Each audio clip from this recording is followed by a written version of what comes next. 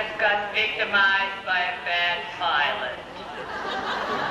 We're trying to go from one lead to the other, Pam. Like that, Pam, thank you. And now, as we progress in the training of the horse and Canter, we might fool around and go back and forth between leads just for fun. Oh, there's one. Oh, there's another. Ah, she did 3 of them. Those are called tempi changes. And I think those were 3, were they? I knew you couldn't count any better than the judges. Which number is she doing? Is she doing them? Will she? Ah, everyone says 3. It's a good thing we have a committee here judging. Now we get fancier and do it harder, and these are required at the Grand Prix level, the level of dressage seen at the Olympic Games. We are now going to do 2s, if the pilot can count.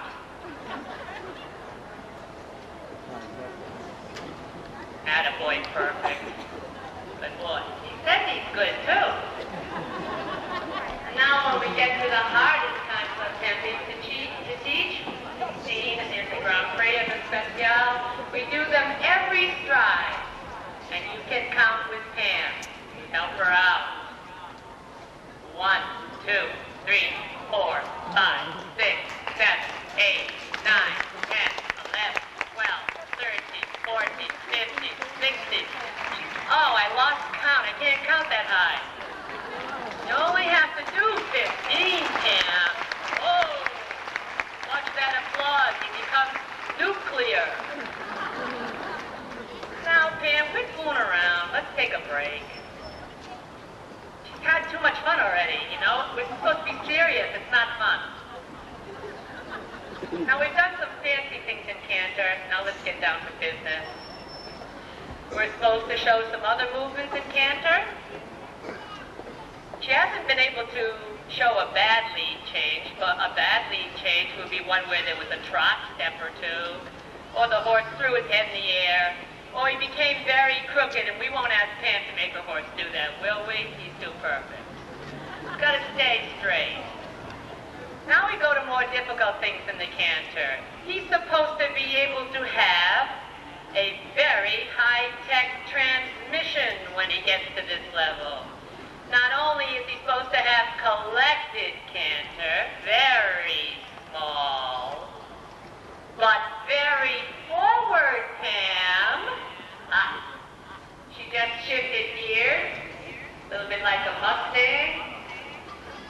Oh no, what a rude thing to say about a Canterbury.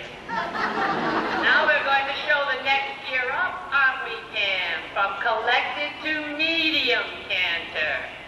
This would be like going 55 on the Garden State Parkway. And no sirens. And she might change. Oh, she did. And then we're going to violate all the rules and get the cops out, and we will do extended Canter. This you must show and occur. This is where you wind out the horse. It's the biggest one he's got. And probably, I forgot to mention, you have to have, with the gears, very good brakes and a very good accelerator. The brakes are in the rider's back, the accelerator is in her legs. And now decelerate, what good brakes. And then, better brakes, we walk. The going up and the coming back, those are called transitions. A sign of really good dressage is one with a horse with very smooth, elastic, quiet transition. Especially if he doesn't jump out of the ring when he's supposed to be making a transition. Sometimes you see the judges shrink in their chairs as we gallop towards them. It's kind of fun, actually. And now we come to the difficult things in Canter, some lateral movements. Because we're sick of going forward and back. That's not all we do. We go sideways. If we're good at sideways, we have bends from the nose to the tail. That's a circle, Pam. Sideway. This is left half pass. Nice view from the rear, huh, fellas? Now you guys get it. From the rear, the crossing of the legs, the nice even bend. Quarters may not lead. Let's do a bad one, Pam. Quarters leading desperately. Oh! What's the mark? 4! Now you marks are from 0 to 10. 10 is reserved for God. There we go. Now let's do one without bends to show that we don't know enough about half pass. No bend. Flat floors on the left side. Yuck. Anybody can do that, Pam. Aha. Very poor. Otherwise, very much a poor. And now we do that left and right, of course. Now we come to a more difficult maneuver. Strong bending and canter nearly on the spot in one of the most difficult movements. Again, the pilot over here is fooling around. Now we have the beginnings in the middle of a canter pirouette. Nearly on the spot, we hope, and round, and go out, and another one, Pam. You have to do it in the test on a certain spot, and the judges are studying that spot very carefully, hopefully not always looking down. Now she bends, and she must keep the canter rhythm. His croup, that's his butt end, must be lower than his ears and his head. She can do it wrong by losing the bend.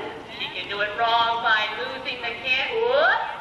There goes the bend. What an awful thing to do to perfect. And she can do it wrong by making it too big. Here comes, that's easy, she said. That's true. In avoiding the difficulty, she thus gets a bad mark. In training, we do big ones.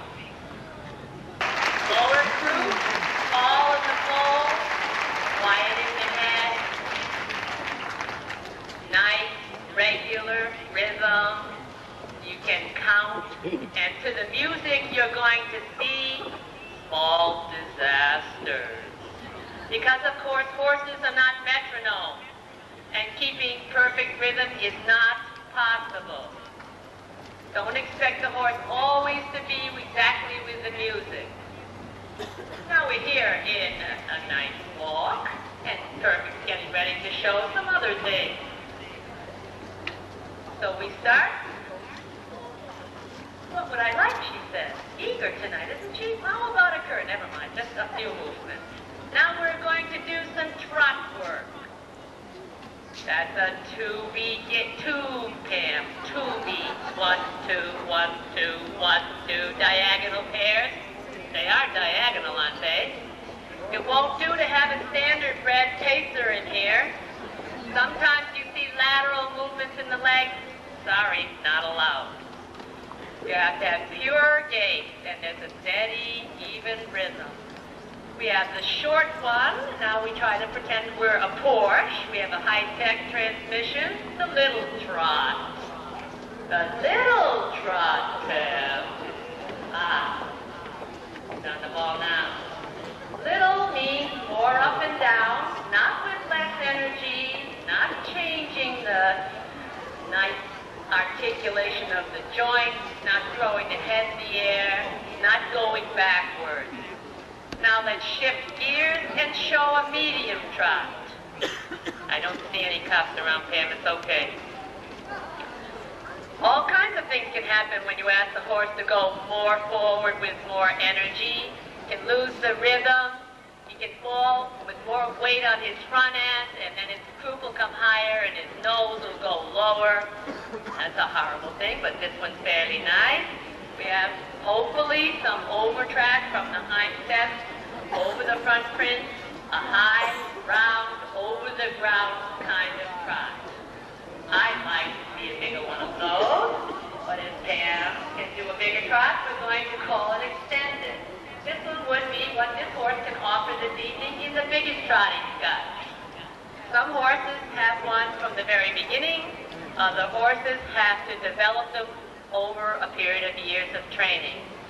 The important point is the steady, even rhythm, the elasticity of the transition, the peacefulness in the horse's eye. Do you see his mouth open and his tongue waving? You better not. You don't want to see his tail swishing. You know there aren't any bugs out tonight. They're all dead. You don't want to see flames coming out either, you know. He has to look quiet when he's showing maximum energy. Don't worry, Pam, you haven't gone that fast. Now we'll show some lateral work. In the beginning of the training of the horse, we go sideways with not a lot of bend, perfectly legitimate, called leg yield. In this case, the horse has not the bend in the correct direction. He has his nose right and his feet travel left. So this would be a leg yield left, right.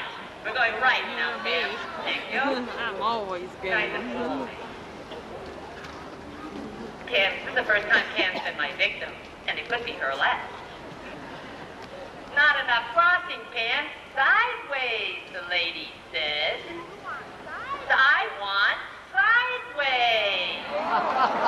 Yeah, right? Sideways. Don't fool around here. Good boy, first. The garden variety schooling exercise, very simple. First and last time we do it. You can do it now, we don't have to use it ever again, practically. Because all the other lateral work is much more difficult. So let's start something harder, Pam. Enough of this kindergarten stuff. Next exercise. What's she doing now? Shoulder head. Done on 3 tracks. But he's got 4 legs. How can that be? Let's see if she can find 3 tracks, Pam. Looking over there, spectator, left front foot, right hind on 1 track, inside front foot on another, outside hind leg on another. All right, that was high tech, wasn't it? You almost missed it, didn't you? Don't believe me, it's an easy movement to miss. There's not a lot of bend. There's not a lot of angle. It's only 3 tracks. So, Pamela, you want to show us how novices do it to impress a judge? Very good, Pam. Don't believe she did that. She pulls the horse's head to the inside. She sticks his shoulder out, not in. Oh, very good. And 99 tracks. And even worse, see the hopping? This is not a rabbit, it's a horse.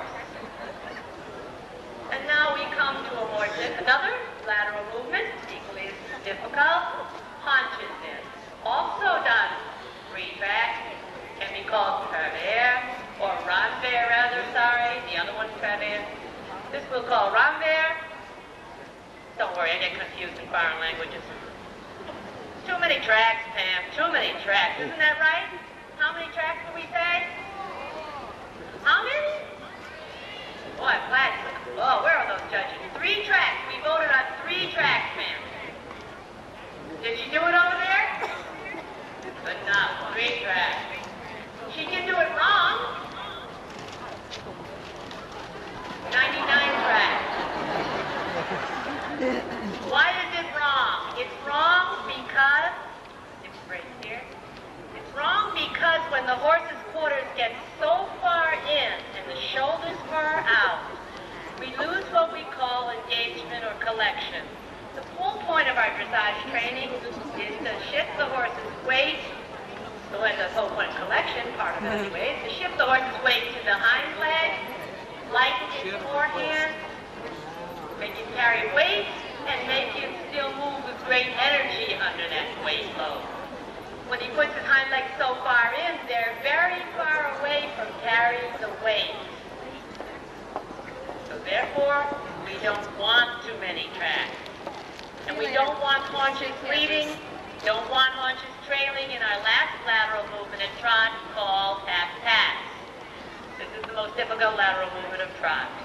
All of these are done, by the way, in collected trot. You don't do lateral work in medium or extended paces because it requires collection. Strong bending left, hind legs and front legs coming across, no hopping, not leading, not trailing. You can do it with the wrong bend, and the judge will wrap your knuckles. And notice the horse starts to hop around and wonder, I suppose he's busy thinking about asking Pam what she's doing tonight or what she had for dinner. What dinner? That's the problem here, not enough dinner. Okay, now we come to the last of our trot movement. Passage and piaffe. You'll see them done a lot tonight, and you'll see them done wrong a lot tonight. That's because they're the most difficult of the trot movements. They are done at the Olympic level, and just below it, they're practiced in a couple of tests. The horses that can do them are talented. This one, nearly a trot up spot, diagonal pair, croup lower, pole the highest point, sitting down engaging, it's called piaffe. Has to be regular, even, energetic, and we got one too, don't we? Even that is a good thing. Perfect, you're good boys. Besides piaffe, we have to go passage. You'll see that done tonight. Horses enjoy this movement. It's an enormous strength kind of movement, animated, lots of takes that spring up in the air, off the ground. And then, to make it even more challenging, the statistics test designers make you go from one to the other without losing a single stitch. You're really fancy and tricky. You come around in a piaffe pirouette. You should see those tonight because we have to do something to make the side here. Inside, just go forward and back. Now we're going forward into passage again. We make a transition to piaffe, count the rhythm, 1, 2, 1, 2, 1, 2. It's got to be absolutely steady and even. And then we got to come out. Not too bad. Nobody's perfect, but this is their whole life. A very special thank you to Lavell